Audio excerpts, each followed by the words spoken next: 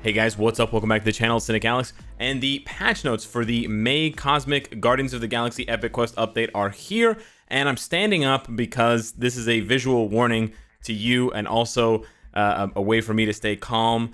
I'm not very happy with the direction of the game, and I'm going to try and do my best to talk about the patch notes and highlight all of the good parts and highlight all of the bad parts and give you my unbiased, objective opinion. But you know, just so we're clear here, if you're already having a bad day, maybe watch these patch notes later because it's not all butterflies, rainbows, and sunshine.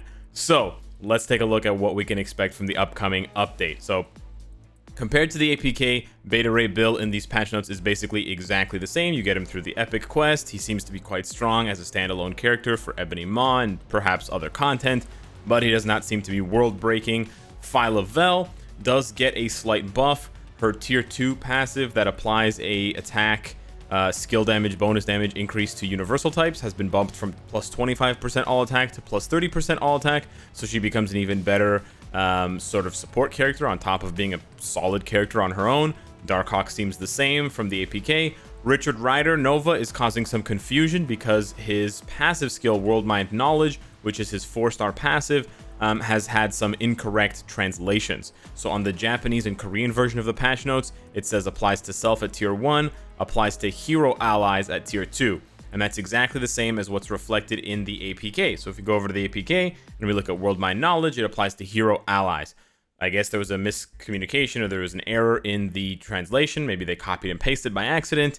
And this says applies to self. I don't think they nerfed Richard Rider Nova, but we'll have to wait and see on the live version. Maybe they did, who knows? The rest of his skills seem exactly the same. Yes, Gladiator is combat, not universal, and he also seems the same. He is the Jean Grey, Strife, or Doctor Doom of the update, where you obtain him by getting all of the other 6 characters in the Epic Quest to tier 2 over here. So voila, that's how you obtain Gladiator. And we'll have a video in the afternoon about Gladiator. So those are the characters. Then we have 2 new uniforms for Star-Lord and Ghost Rider Cosmic Ghost Rider. Cosmic Ghost Rider's uniform turns Punisher into Frank Castle into a villain. They're both 1050 crystal uniforms. And Star-Lord's seems to only give him 30% guaranteed dodge. I don't know if that's the same on the test server. Let's check here. It is the same. Okay. And then we have the skill changes. We're not sure what the skill changes are. We're not sure if they made Cosmic Ghost Rider better, if they improved the damage on his 5th skill, etc. We don't know. But we have the buffs there. You know, increases damage to superheroes and villains by 50%, decreases the damage that he received, and enhances his base stats because he becomes the universal type. And then we have 6 new potentials. All of the new characters get their potential, including the regular Sam Alexander Nova. Obviously, Star-Lord does not gain his potential because he already had it. Star-Lord does get his tier 3, however, his tier 3 can only be obtained via the Epic Quest. So there is no way to tier 3. You can get your Star-Lord to level 70, gear 25, but there is no way in the game to tier 3 Star-Lord and get the tier 3 skill, which is that right there, without going through the Epic Quest. The one thing I need to bring up as a mistake or an error currently is that in the APK, when you tier 3 Star-Lord, as you can see, I have a tier 3 Star-Lord. Although he unlocks his Guardians United skill, he remains at gear 20.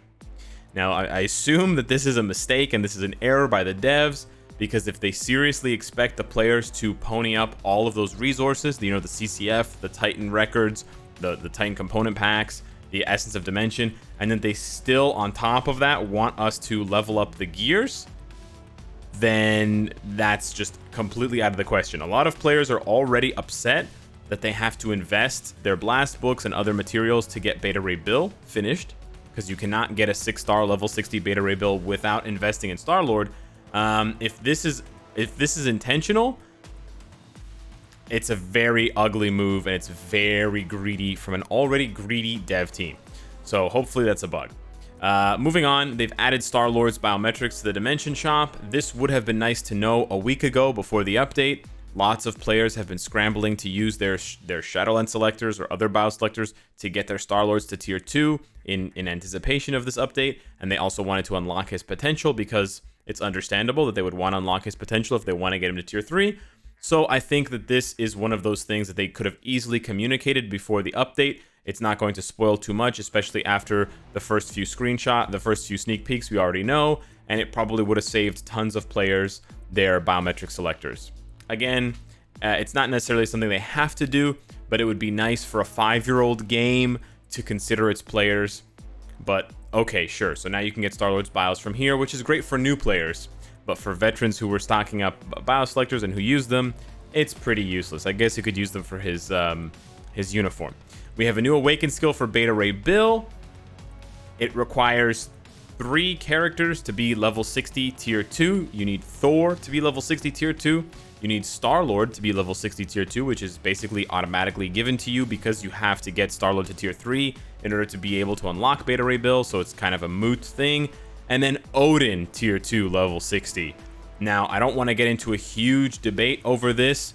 Some people will be happy to see Odin actually featured in the game. Some players will be sort of nonchalant or just, ambivalent about this because, okay, I guess.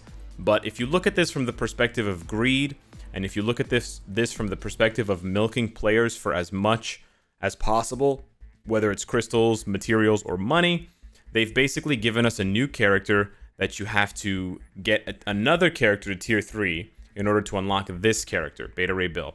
And then in order to unlock his full potential, i.e. his Awaken skill, you need to go into the shop if you're a new player. You need to spend 1,750 crystals to get Odin at 1 star.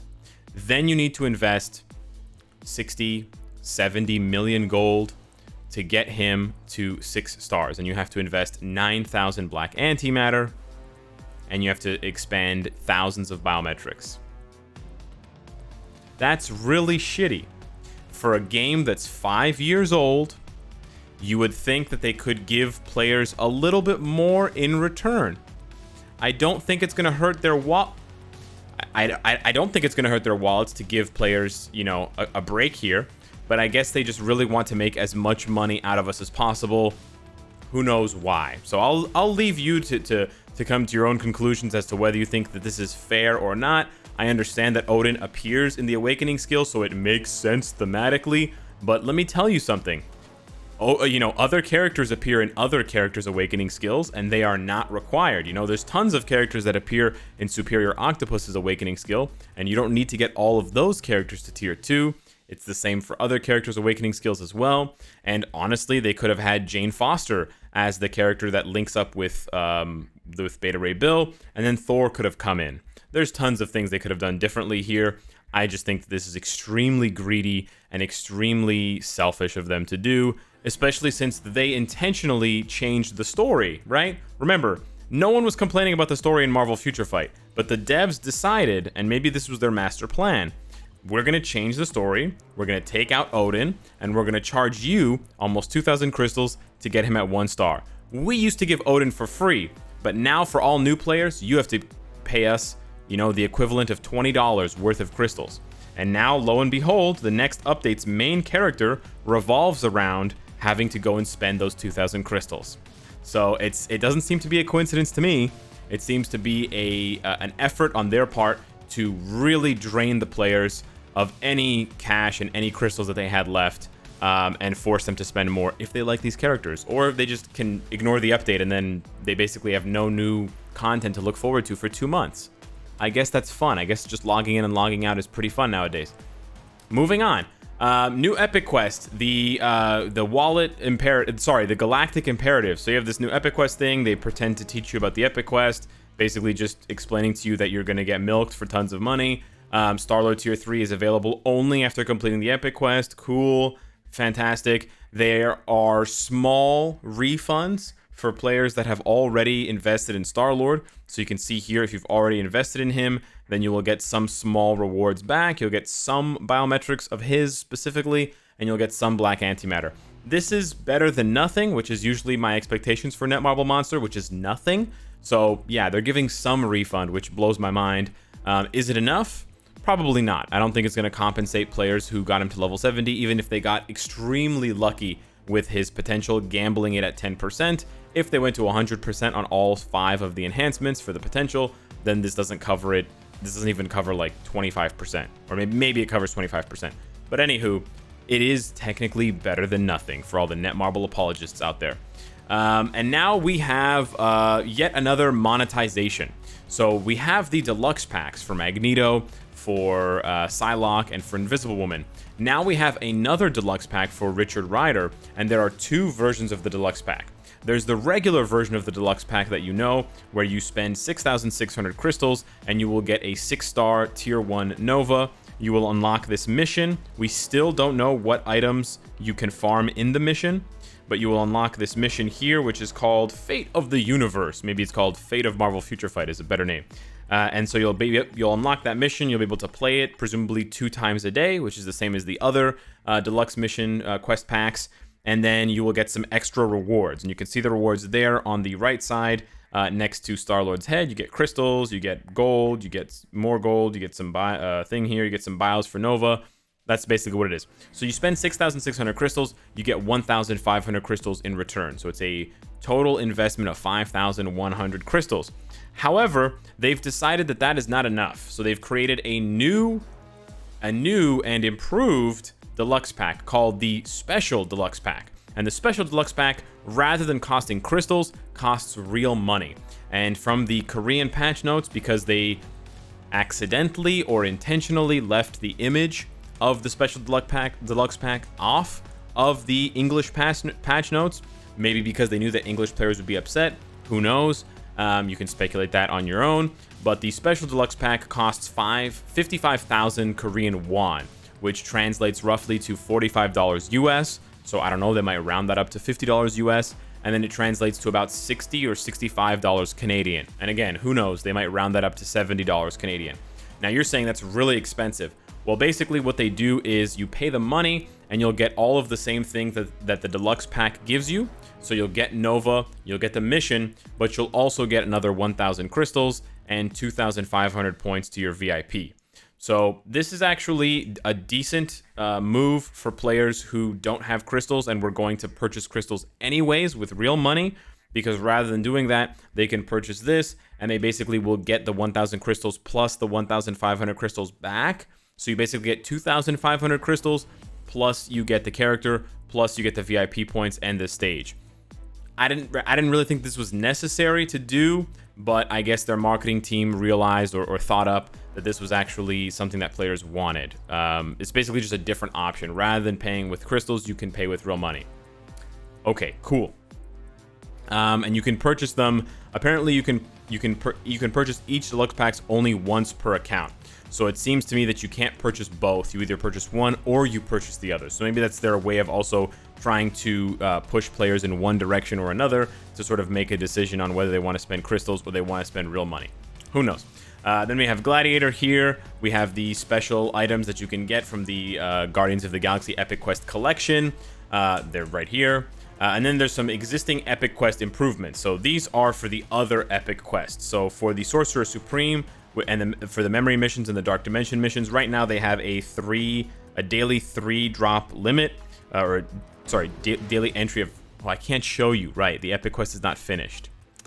Right. Okay, so currently the Epic Quest for Doctor Strange, the Memory missions, and the Dark Dimension missions, they have an entry limit of 3 per day. That entry limit is being removed, so you can play it as many times as you want, but they're going to adjust the drop rates, and you can only get 10 biometrics for each stage, and the biometrics of summoned heroes will only be limited. So you're not going to get more Clea bios, but you can get more Satana and Hellstorm bios, and then more bios for Baron Mordo, Caecilius, Wong, and Ancient One.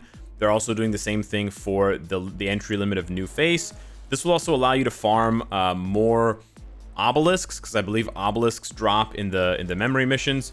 And then for the Dark Dimension missions and the New Face mission, it will allow you to farm more 3-star ISO. I guess that's something good. It's just different, okay? So yeah, some of the drop rates, some of the dropped items and the collection items that drop have been changed. So they've nerfed the drop rates to compensate for the fact that you can play it infinitely now instead of playing it 3 times. This is not a bad improvement. I don't think this is an improvement that many players were asking for, so this sort of leaves me puzzled, but it is what it is. They've added preset teams to World Boss. This is an excellent improvement for quality of life. You can set 5 unique teams. You can actually duplicate heroes as well. It wouldn't make any sense, but you can if you want. You can set 5 preset teams for every single World Boss. So every World Boss will house their own 5 presets. And you can also set presets for strikers as well. It doesn't show that here, but you can set presets for the strikers. So if I go over to my world boss, you will see that for Proxima, I've set up particular teams. And you can see here, I already have some selected. And he's unavailable because I've already played with him. And then when you go over to the striker list, you can also see that there are 5 presets. And so if I put these 2 on the first and I put these 2 on the second, then when we bounce in between, you can see that they're different. So it's a really nice quality of life thing. It's going to make going through World Boss a lot faster. It will mean that you can finish playing Marvel Future Fight and get to a more fun game like 7 Deadly Sins Grand Cross, or, you know, King of Fighters All-Star, or Contest of Champions or something. You can get to those games even faster, and you don't have to deal with the very awful organization of characters in the scroll bar for World Boss. They've also changed, they've also added a category called Name. So you can sort characters by their name alphabetically, presumably, and then if you hold down on the character's portrait, you can see the character's name pop up. So that's cool. They did the content board status, or content status board editing. So again, if you don't play all the content in Marvel Future Fight, if you only play some of it because you're super casual, then you can say, hey, you know what? I don't play Alliance Battle, I don't play Timeline Battle, and I don't want to play Squad Battle. And then you'll go like this, and then they will not show up. They'll be locked or whatever. Whatever. I don't know. And then if you want to, you can bring them back, and you'd be like, hey, you know what? I want those to be there, and then they'll show up again. So yeah, I mean, that's cool for some people. Again, it's a small quality of life thing, but it is what it is. It's helpful. It's nice. It's better to have quality of life things than not have them. I'm not going to personally use it, but some people will. And they've changed around some other things with adding them to the content status board. And then they've done some dimension mission improvements. So this one is confusing because it says that the energy in dimension missions on stage 15 has decreased from 16 to 12. But when I go over to stage 15 on the APK, it's neither 16 nor 12. It's 8. So I thought, okay, maybe it has to be at 0 boost points. Maybe that's what they're referring to. So I'm going to drain my boost points here so you guys can see. I'm confused. I don't have a boost point sub, so it's not like it's affecting the cost of things. You can see it's level 1. But let's see here. It still costs 8 energy. I think they typoed it. I think it's a typo. But let's just check this out to be sure here. We're going to have to do one more run to see the... Oh, my inventory is full. Glorious. Okay, let's just sell all this stuff here. There we go. And now let's see. Okay, now it goes up to 12. Okay, so what they meant is that the energy that it costs without boost points has moved from 16 down to 12. Now, some people will see this as an improvement. They've also decreased the clear ticket cost from 3 to 2. This is not actually an improvement.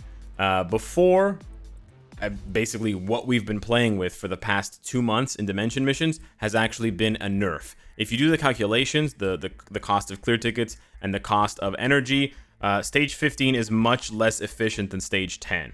The only reason to play stage 15 is because of the contribution reward, the 12 instead of getting 6. So they were basically scamming us and screwing us over just to juice us for more energy and more clear tickets.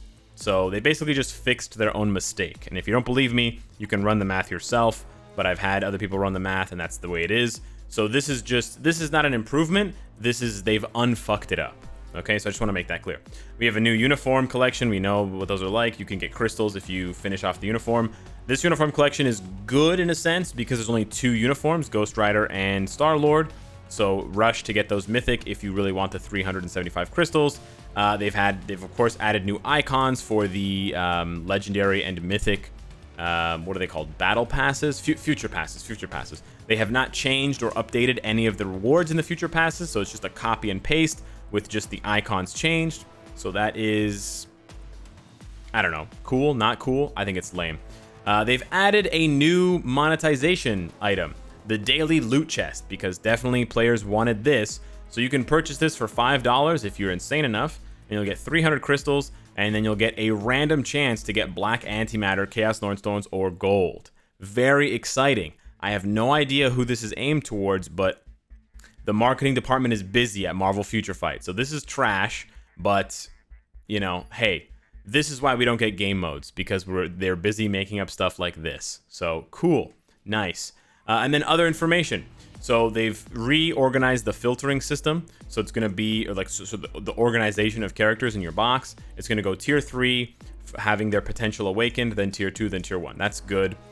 Agents who will exit danger room at the character selection screen will receive a penalty. So if you're constantly ducking in and out of danger room lobbies to try to get first so that you can be the leader, or you're trying to get a specific character, you will get punished. And then I don't know what the penalty is, but hopefully it is, you know, a timeout or something like that.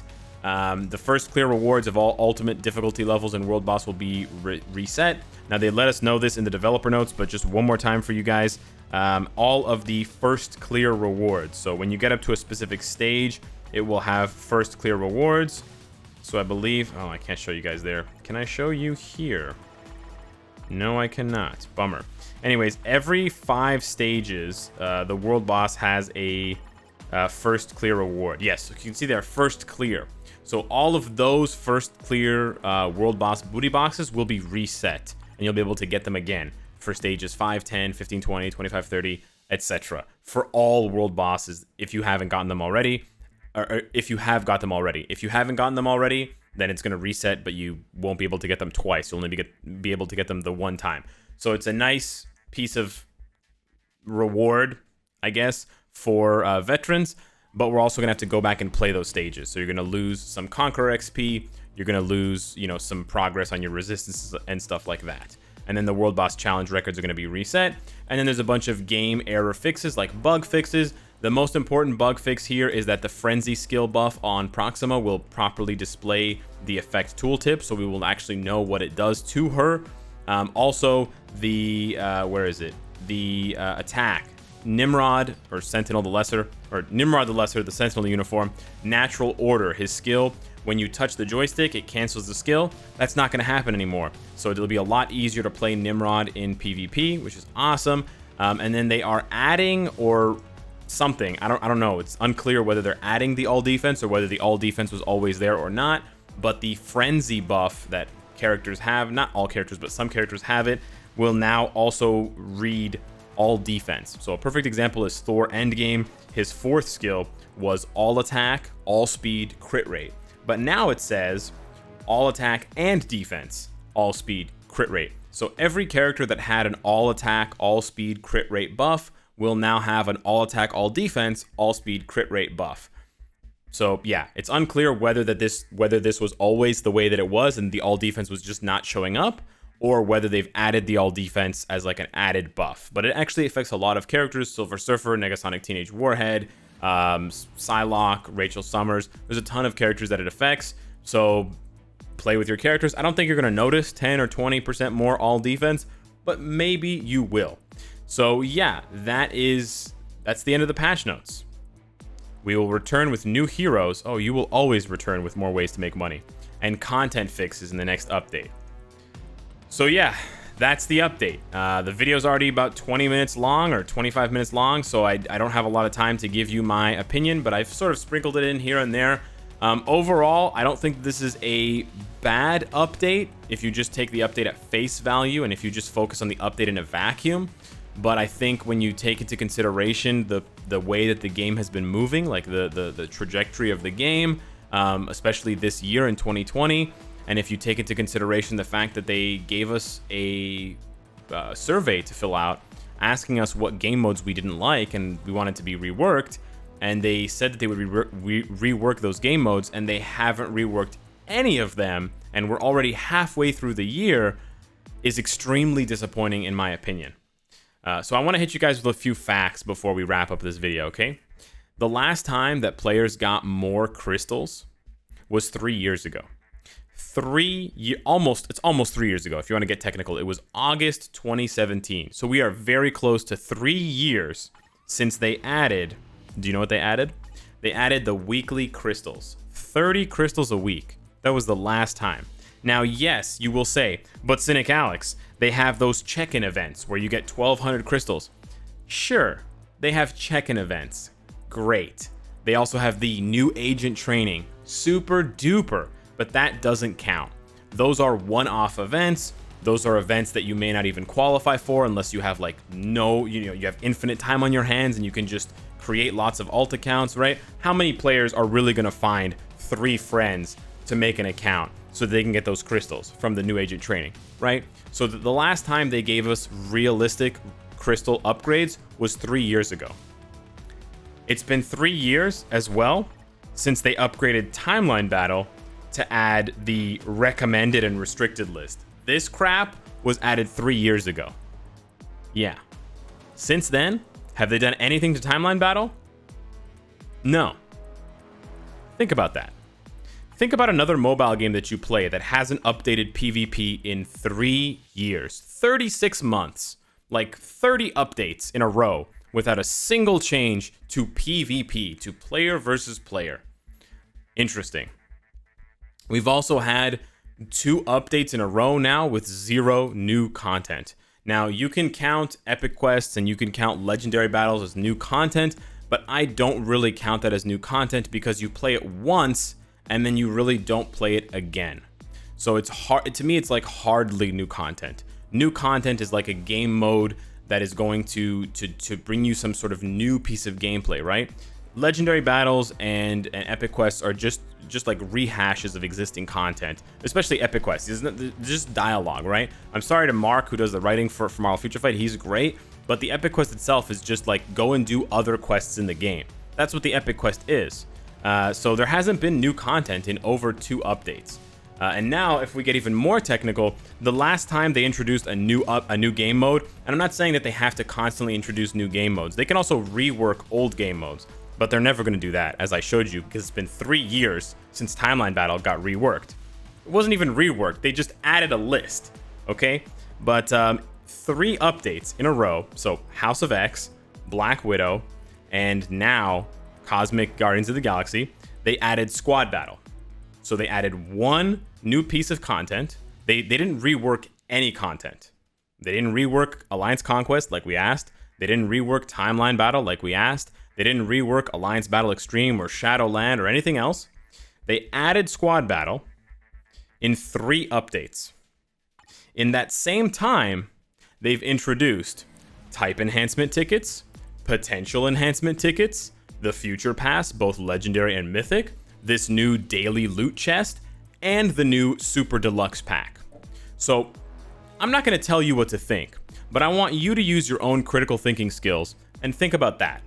How many content improvements have they provided in 3 updates? And how many new ways to make money have they provided in that same time? These are the kinds of comparisons that I make when I'm trying to look at where the game is going. So when I say I don't like where the game is going, this is what I mean. The game is going down a path of greed and tons of monetization. And that is a really bad path for a mobile game to go on. Because yeah, mobile games need to make money. But Marvel Future Fight already makes money with all of the other packs that they sell. They're not desperate for money. And if they're desperate for money, then there's better ways of doing it. So I'm just really disappointed. I'm really bummed out. This update, in my opinion, sucks. It's lazy, there's tons of bugs, there's tons of mistakes, there's tons of typos, there's tons of errors.